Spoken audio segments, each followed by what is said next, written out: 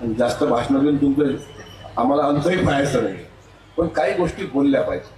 हे आपण नाही बोलणार तर मग कोण बोलणार आहे? तो मिस्सी येऊन सांगणार आहे का? मिस्सी तो फुटबॉलवाला आला होता पण जे त्याला पाहायला लोक मिस्सी मिस्सी मिस्सी, अरे मिस्सीपेक्षा दसपट खेळणारे गाव पातळीवर आपले फुटबॉलपटू आहेत. एखादं क्रीडांगण उभं झालं पाहिजे का नाही? इथं एखादं क्रीडा संकुल उभं झालं पाहिजे ना धर्माबादला.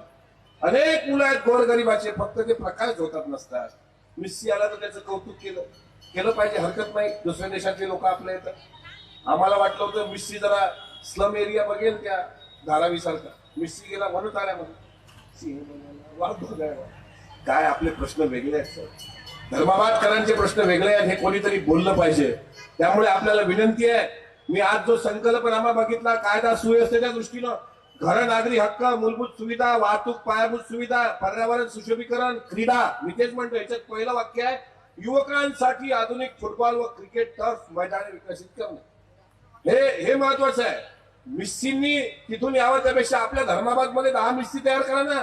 त्याला पाहायला जगातली लोक आली पाहिजे, त्याकरता हे होणं महत्वाचं आहे. त्यामुळे क्रीडा, आरोग्य सेवा, युवकांसाठी फुटबॉल, धर्माबाद उपजिल्हा रुग्णालय मंजूर करण्यासाठी प्रयत्न, नगर परिषदेने स्वर्गरज सेवा, शिक्षण, डिजिटल सुविधा व मीडिया, रोजगार, आर्थिक विकास, महत्वाची कामे हे प्रत्येकाच्या घरात पोहोचले. अल्पसंख्याक समुदायातील मुलांना परदेशात शिक्षणाची संधी मिळावी आणि त्यांच्या गुणवत्तेला वाव मिळावा म्हणून 75 विद्यार्थ्यांना प्रतिवर्षी प्रति विद्यार्थी 40 लाख रुपये परदेश शिष्यवृत्ती मंजूर करण्यात येत आहे.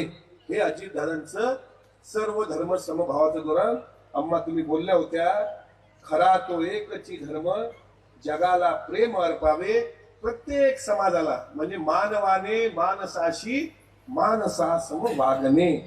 अनेकांच्या मोबाईलची कॉलर टोन असेल हीच आमची प्रार्थना. हे फक्त म्हणायसाठी आहे. आणि इकडं म्हणते माणसाने माणसाशी माणसासम वागणे, तिकडे गेल्यानंतर थोडा धक्का जरी लागला तर हाणामाऱ्या होतात. कसले माणसानं माणसाशी माणसासारखं वागावं? कृतीत उतरवता आलं पाहिजे. अजितदादा हे बोलके पोपट नाहीत. अजितदादा हे करते नेते आहेत. करते काय म्हणता येईल आता, दादांना करते पुढारी म्हणू आपण. की बोलके फार लोक आहेत, अनेक लोक येतात, भाषण देतात. कोणी धर्माच्या नावावर मत घेतं, कोणी पैशाच्या नावावर मत मागतं, कोणी दारू पासून मत घेतं. पण अजितदादाचा अजेंडा तसा नाही. बेरजेचं राजकारण आहे साहेब.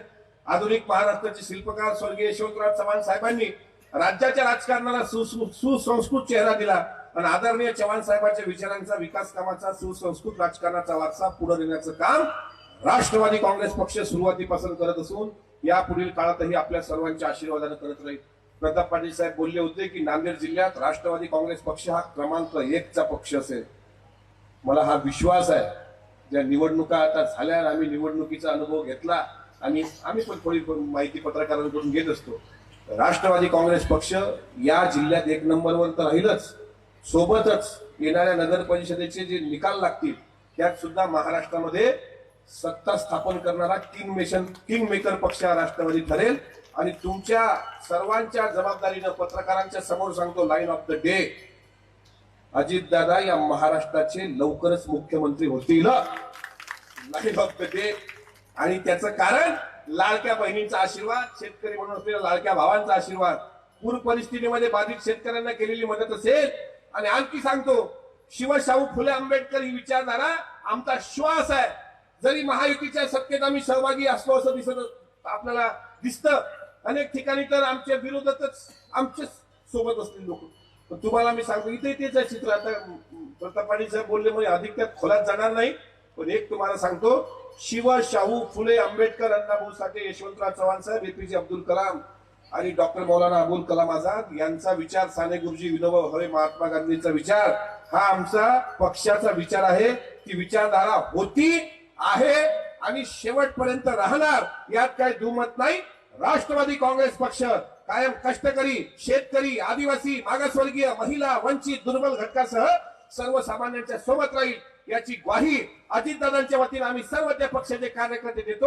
धर्माबाद, रत्नागिरी आणि बाळापूरच्या विकासाकरता आदरणीय अजितदादांच्या माध्यमातून राष्ट्रवादी काँग्रेस पक्ष निधी उपलब्ध करून देईल. त्यात कुठेही कमी पडणार नाही असा विश्वास देतो.